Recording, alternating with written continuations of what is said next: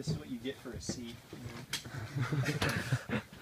That nylon piece of crap that when you've got a center row of seats, you're basically knee to knee to the dude in front of you. They're static line with this anchor cable right here, and we'll open up these air deflector doors that come out the side of the plane to kind of block some of the wind.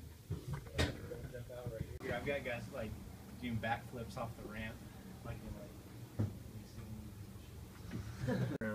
waypoints in there, frequencies, airdrop parameters,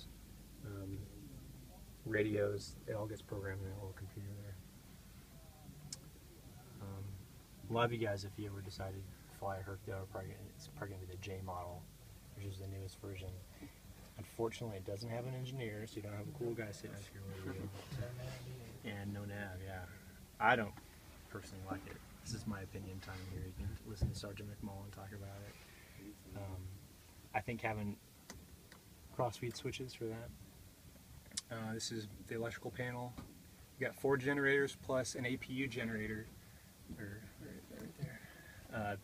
So we can have all 4 engines off and have the APU going and have power and air conditioning and all that kind of stuff.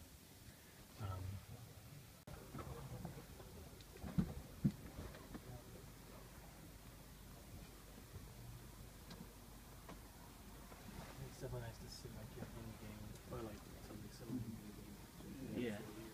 Yeah. Yeah, Operational Air Force, you guys will love it. It's awesome. Yeah. I miss it, but 4 years, it's got patience, but the Academy's a great opportunity though. It really is. About like 6 more months or so left to recognition, something like that.